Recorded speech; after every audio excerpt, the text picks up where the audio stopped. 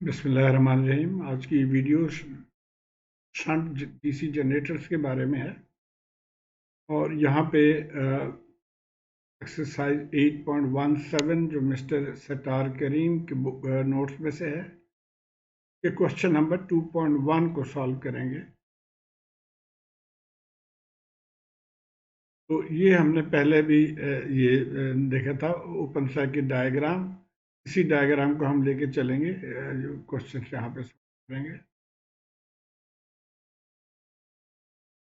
अच्छा, अब ये शंट मोटर है। यहाँ पे देखिए आर्मेचर है, आर्मेचर रेजिस्टेंस है, ये उसके जो है फील्ड वाइंडिंग्स है, फील्ड फील्ड रेजिस्टेंस है, और ये फील्ड कंट्रोल रजिस्टर है जिसको FCR कहा जाता है। और यहाँ पे लोड है। यहाँ पे जो वोल्टेज है वो इसको VF यानी फील्ड वोल्टेज भी है वो, और यही टर्मिनल वोल्टेज भी है। So in the shunt DC generator, the field current in the machine depends directly on the machine's own output voltage. अब यहाँ पे फील्ड करंट देखिए मशीन से खुद सप्लाई हो रहा है, अनलाइक कि हमने जो सेपरेटली एक्साइटेड में देखा था, इस वहाँ पे फील्ड के लिए सेपरेट पावर सप्लाई है। लेकिन यहाँ पे ये जनरेटर इसने जो जनरेट करना है वोल्टेज, उस वोल्टेज से इसके अंदर करंट फ्लो करेगी और बाकी करंट लोड में से फ्लो।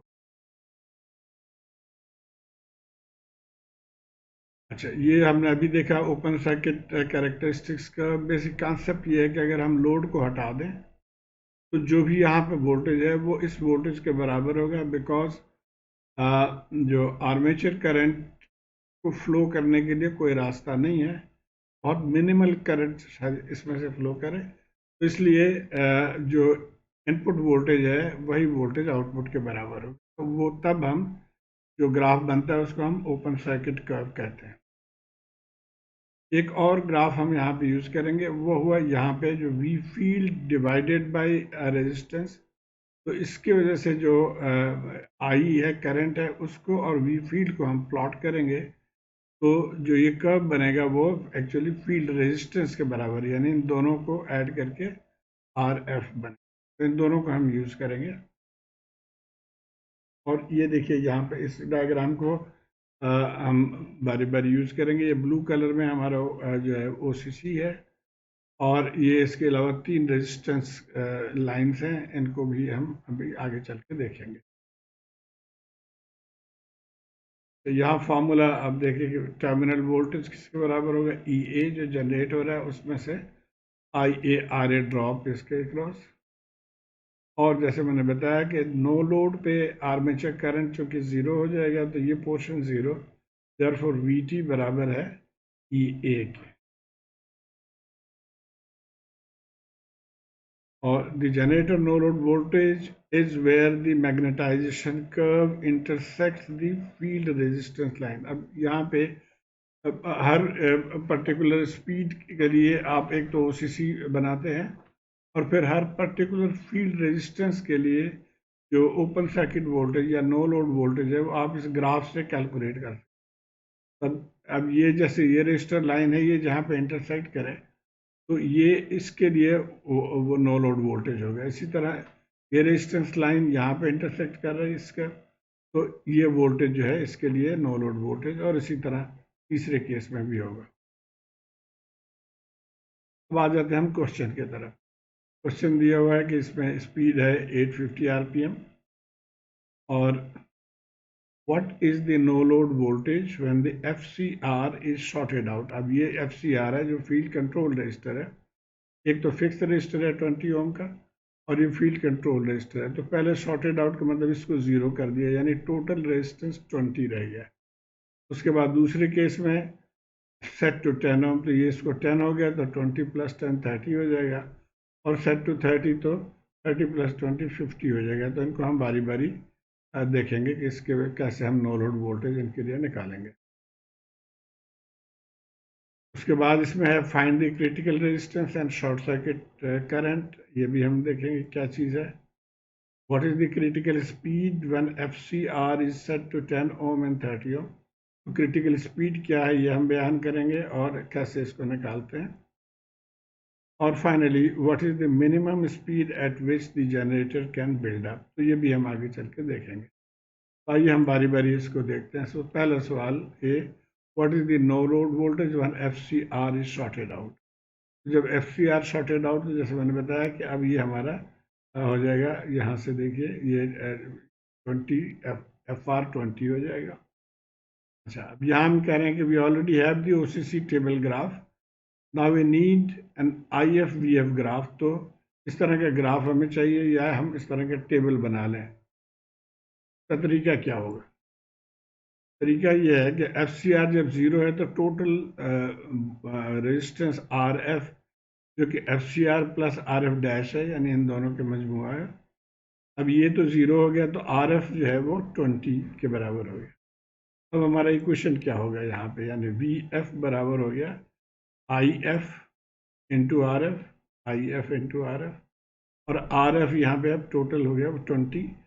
तो अब इस फॉर्मूले से हम इस टेबल को फिल कर सकते हैं, यानी IF की वैल्यू आप 0 ले लें, फिर 1 ले लें, फिर 2 ले लें, और जो भी यहाँ पे वैल्यू आए उसको आप नोट कर दें। और आसान तरीका ये है कि आप एक्सेल फॉर्म में जाके और 1 मिनट में आप इसको फिल कर। बहरहाल इस इन्होंने क्वेश्चन में ये ऑलरेडी फिल करके दिया।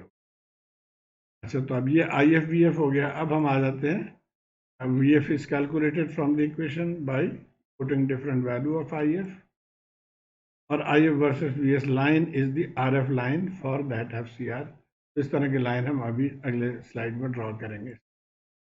अब ये देखिए कि ये हमारी लाइन जो है वो IF-VF लाइन, और यहाँ से आप हर एक वैल्यू की वजह से ड्रॉ कर सकते हैं, या सिर्फ दो भी ले लें आप। ये देखिए 0 IF पे 0 है VF, और आखिर यहाँ पे ले लेते हैं फर्ज, ये 15 पे 300 है। ये देखिए ऊपर 300 है, और ये कहाँ पे है, ये 15 पे है। तो इन दोनों को मिला के भी आप इस लाइन को ड्रॉ कर सकते हैं, या मैटलैब के ज़रिए आप इसको ड्रॉ कर सकते हैं। बहरहाल अब ये दो हमारे पास चीज़ें आ गई, एक तो ओपन सर्किट कैरेक्टरिस्टिक्स का, और दूसरे जो है ये RF लाइन, जबकि FCR 0 है।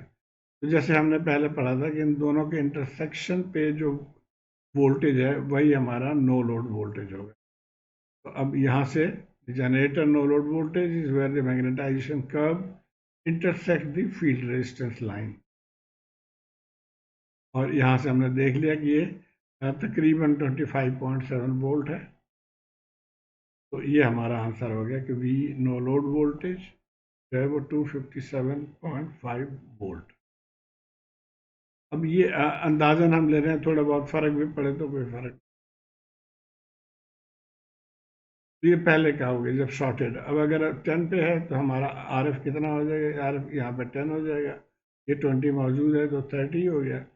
और इसके लिए वही फार्मूला IF RF, और इसको भी IF के वैल्यूज़, मुख्तलिफ वैल्यूज़ लेके हम इसके लिए टेबल ड्रॉ कर लेंगे। तो ये टेबल इसके लिए आ गया, और इसके लिए अब हम लाइन प्लॉट कर लेंगे। तो ये हमारे FCR लाइन जो ग्रीन कलर में है, ये लाइन आ गया।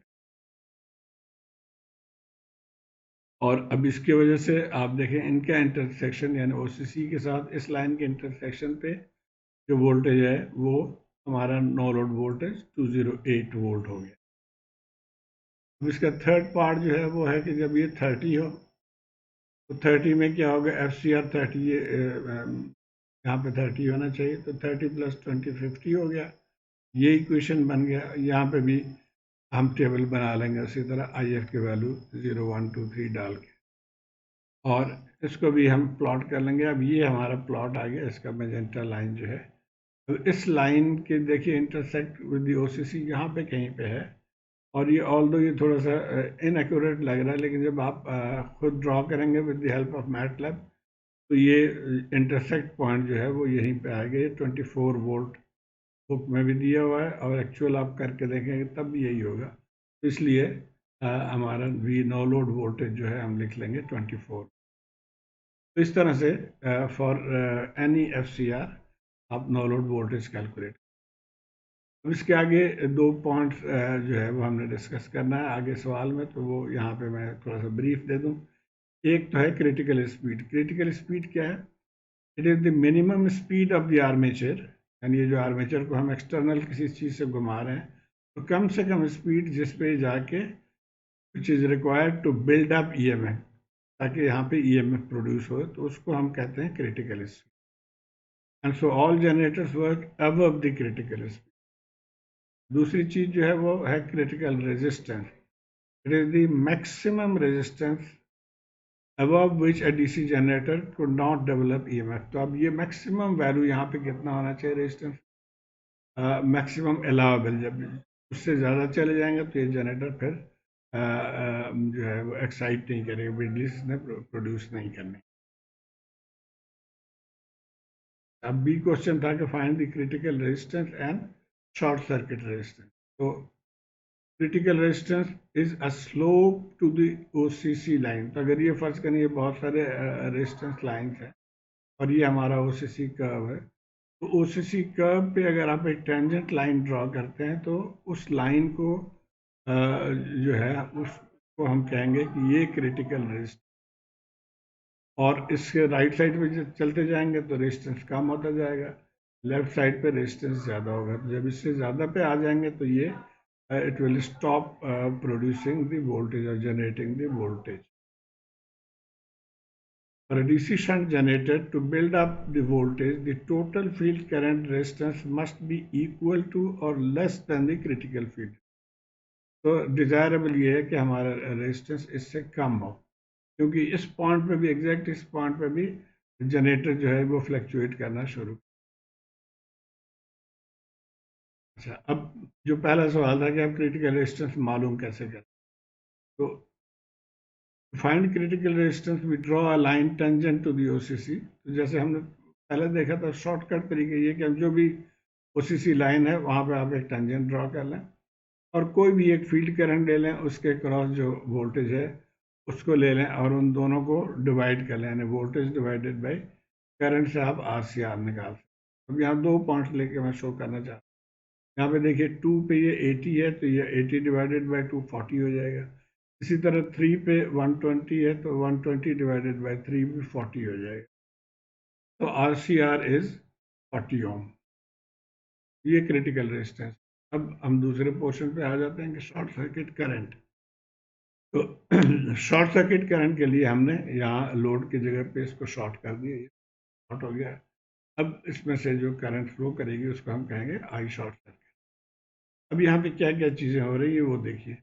सबसे पहले तो ये हो गया कि इस जनरेटर की जो भी करंट है उसने शॉर्ट सर्किट रास्ते से गुजरना है, इसमें से कोई करंट नहीं गुजरेगी क्योंकि यहाँ पे तो रेजिस्टेंस है। तो आई एफ ज़ीरो हो गया।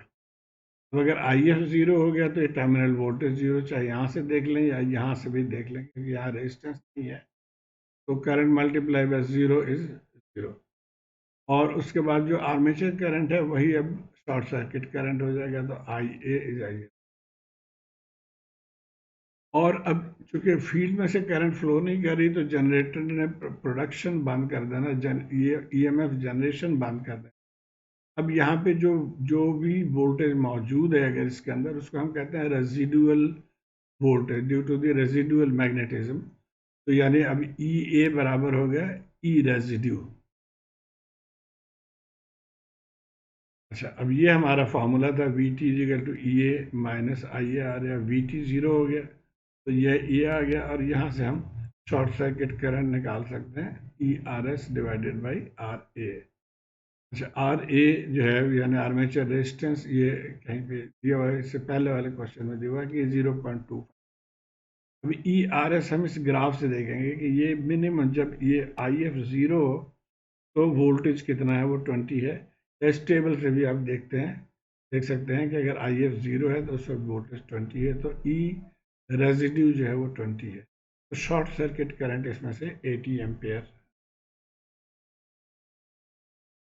अब आ जाते हैं third part, what is the critical speed when the F C R is set to 10 ohm and 30 ohm. तो क्रिटिकल स्पीड तो पहले देखें कि वो क्या है। यहाँ से ये देखिए, अब ये एक ओपन सर्किट कर्व है, उसके साथ ये रेजिस्टेंस है, तो ये नॉर्मल बिहेवियर है। लेकिन अगर एक कर्व यहाँ पे है जो कि इससे कम स्पीड में, जितने स्पीड आप कम करते जाएंगे वो कर्व नीचे की तरफ जो है ना वो।